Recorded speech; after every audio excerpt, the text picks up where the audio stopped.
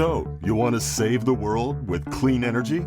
Make money doing it? Confused about the economic and technical realities of residential and commercial solar, batteries, heat pumps, EVs? Want the real-world scoop on new energy technologies, not manufacturer hype? Then tune in to the Weekly Energy Show, hosted by Barry Cinnamon. Insights from Barry's 40-plus years in the solar and energy industry will help you understand the future ways we'll generate and consume energy. And now, here's Barry.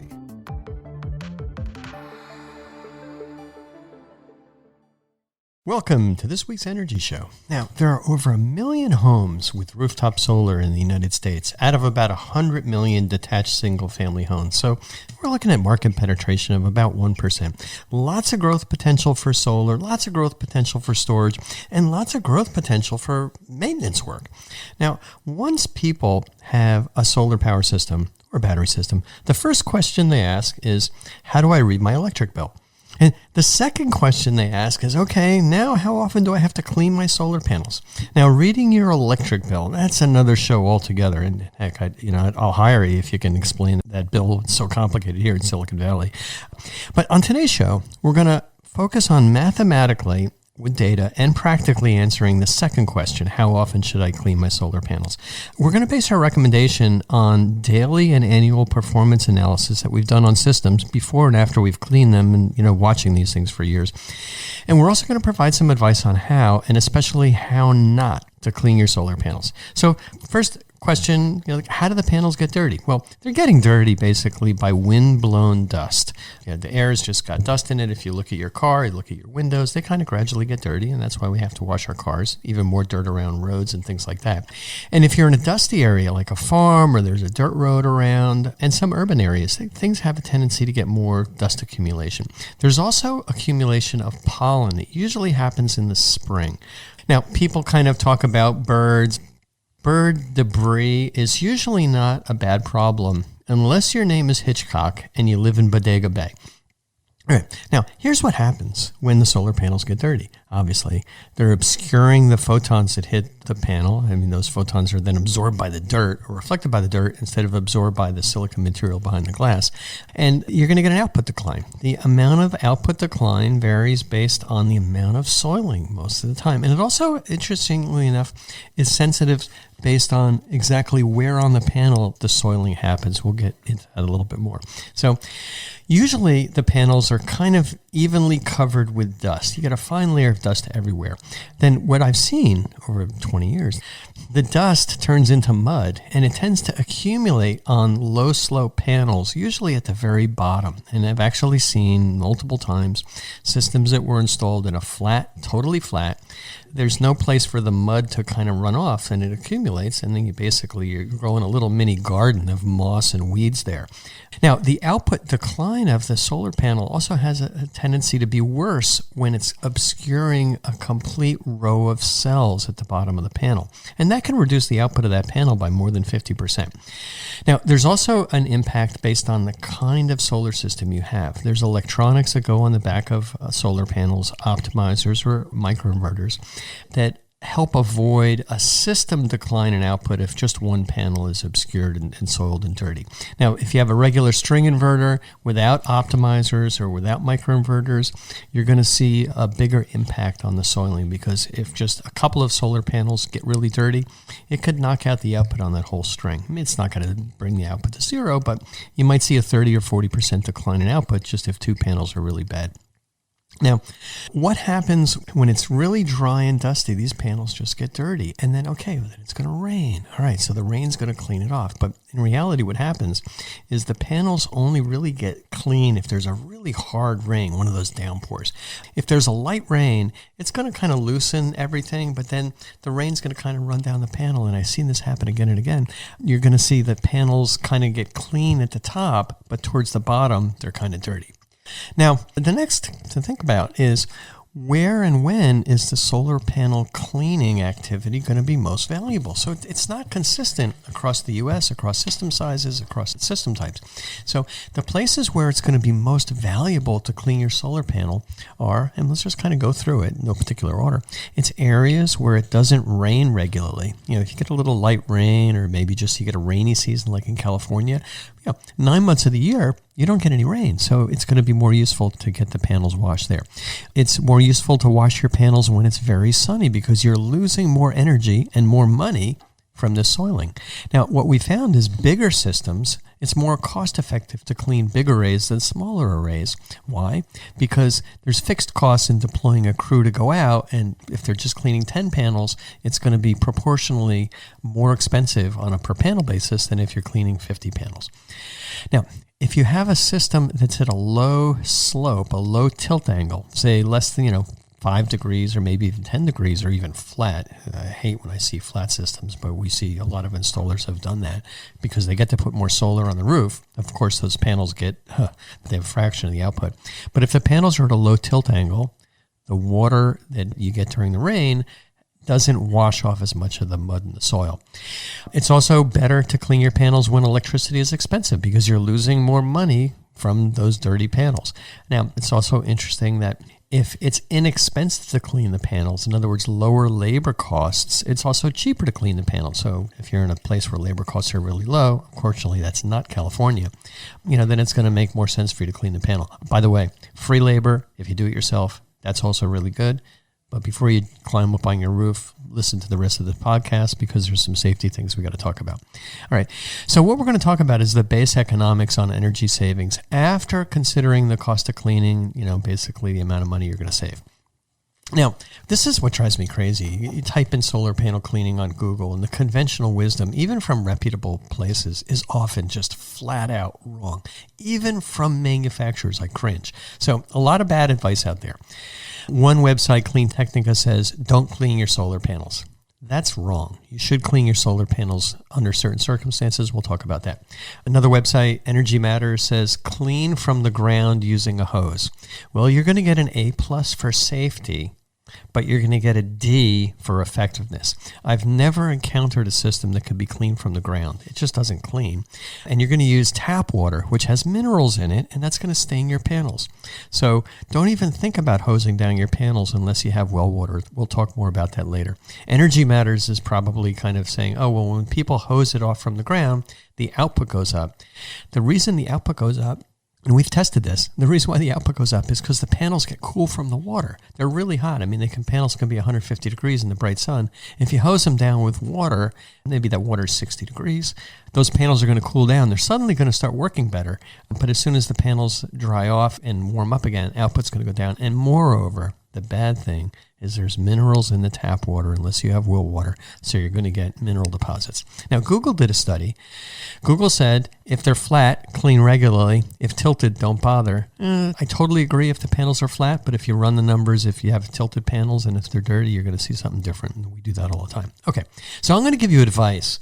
As a solar contractor, I've been cleaning solar panels on and off since 2001. And candidly, as a solar contractor with expensive labor and liability insurance and professional installers, we don't make a lot of money cleaning solar panels. We do cleaning as a customer service, kind of break even at best.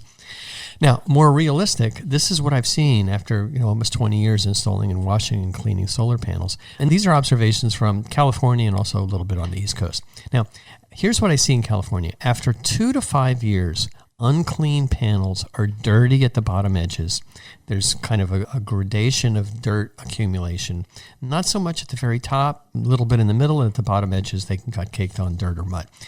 If the panels are at a low slope, less than 5 degrees, especially flat, they're always very dirty. You'll see puddles of mud, wherever that happens to be the lowest point of the panel. And that's going to have a big impact on performance. And I've seen it regularly, moss and even weeds growing out of the top of panels. Now, in rainy climates, for example, on the East Coast, New York, New Jersey, Connecticut, a lot of the northern parts of the country, heavy rains during the summer do a really good job of cleaning the panels. Rainwater is soft water, and the panels look pretty clean if they're tilted. Now, the heavy rains also clean the panels in California. The problem is that we don't always get really heavy rains, and once we get into April or May, there's no more rain. All right, so now we talked about kind of looking at this from an economic standpoint, so let's do some math.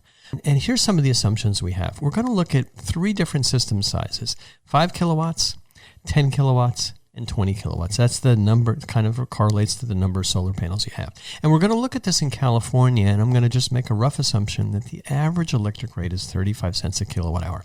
And we're going to look at panels in 3 different scenarios.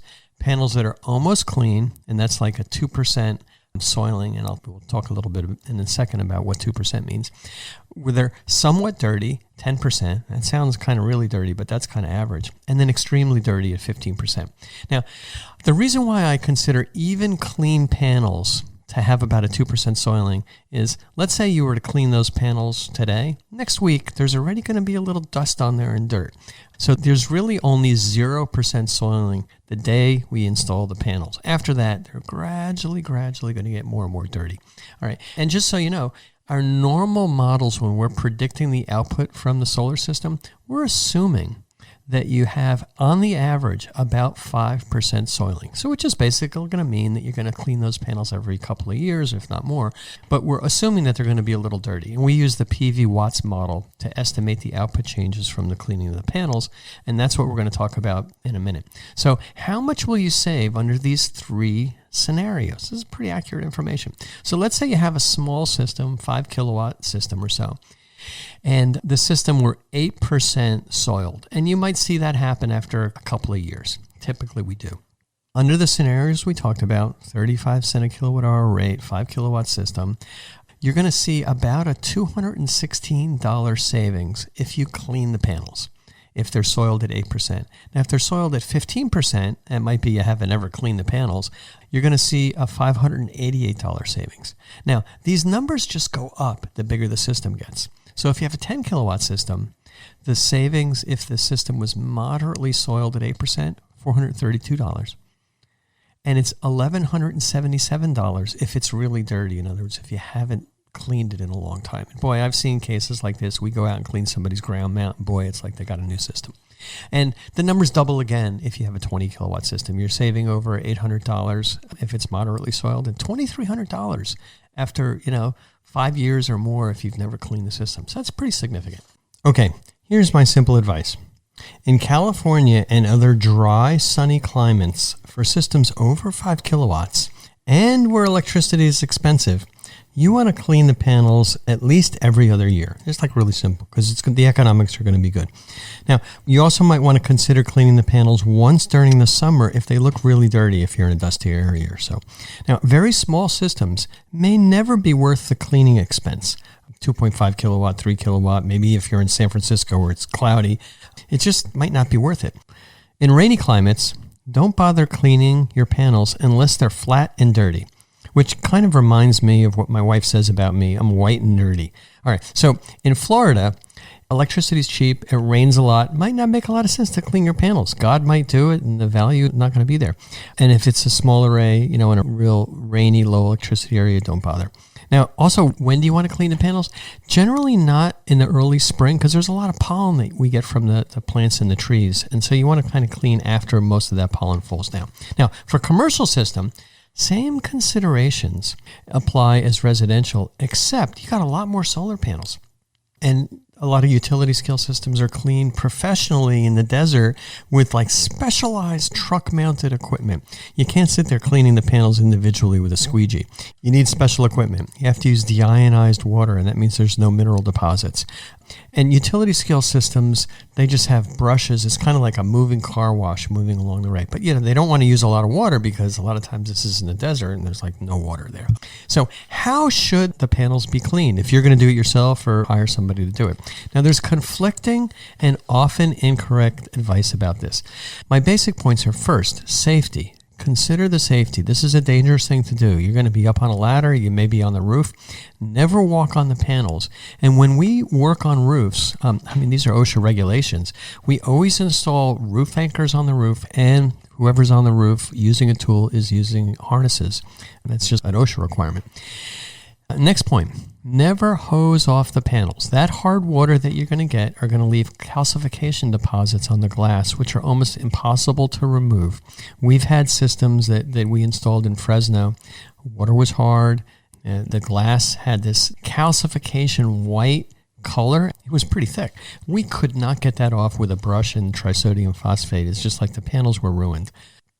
So if you have hard water, you spray that hot water on with a hose, those panels are going to cool down. Yeah, the output's going to go up a little bit, but then you're going to get that water evaporating and it's going to leave a white film after it after a few of quote, cleanings, unquote. You're really maybe getting the dirt off, but you're making it worse. So, and also, as I mentioned, when the panels are cool from washing them off, the output goes up. And the reason is not because they got cleaned. The reason is the cooler panels generate more power. All right, next point. Remember, solar panels use tempered glass. I mean, we're not talking about plastic or some kind of fiber-coated material. The standard solar panels, pretty much everything I've ever installed, it's almost scratch-proof tempered glass. Very hard surface. It's just like a window. So using a brush is okay on your panels unless the panels and some of these older panels have had what's called a surface anti-reflective coating. When the panels were new and this anti-reflective coating was thick and active, they actually absorbed more solar. It wasn't getting reflections off the surface of the glass. But what we found in almost every single case, that after a few years, even just the rain and the soil would kind of wash off this anti-reflective coating, maybe after a few years, even if they said it was going to be permanent. I don't really see any panels that we're installing that have this anti-reflective coating, but if you do have panels with that, be careful, don't use a brush. All right, other basics, turn the solar system and the battery system off when they're cleaning. Otherwise, you're going to have live wires on the roof. And then always use deionized water if you're doing it professionally, or water with a detergent solution.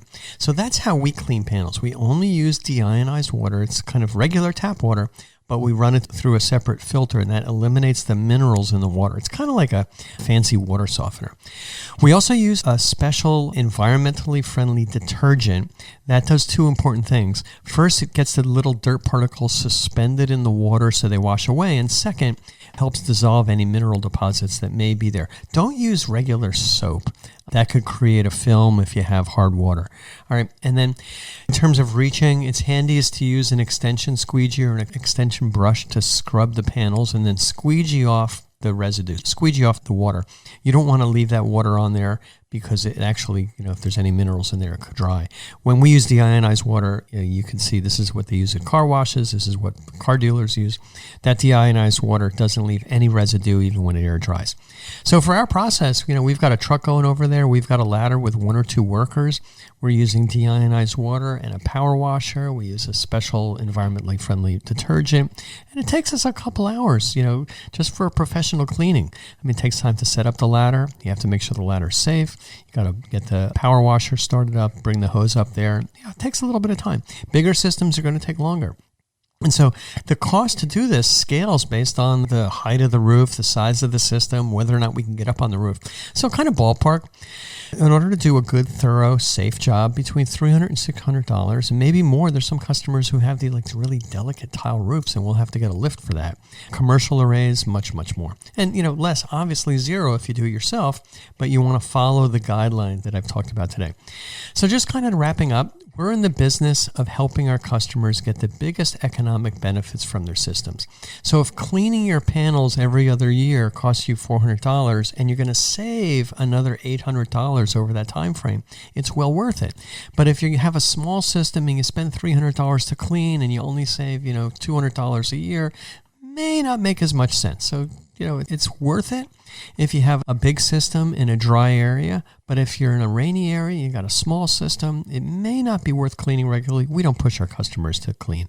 But if it's sunny, dry, like here in most of California, you have a large system, clean your panels if they look dirty, and I'd suggest, really every other year and ideally kind of during the late spring. And regardless of the system, even if you have a little system, every 5 to 10 years you want to clean it, because I guarantee that little system, even if it's raining, the glass is going to kind of get pretty soiled and it's going to be worth it. Okay, that's all the time we have on this week's Energy Show. And thanks to all of our listeners for tuning in. If you missed any of today's show, you can always go to our website at cinnamon.energy and listen to the podcasts. So, you want to save the world with clean energy? Make money doing it? Confused about the economic and technical realities of residential and commercial solar, batteries, heat pumps, EVs? Want the real-world scoop on new energy technologies, not manufacturer hype? Then tune in to the weekly Energy Show, hosted by Barry Cinnamon. Insights from Barry's 40-plus years in the solar and energy industry will help you understand the future ways we'll generate and consume energy. And now, here's Barry.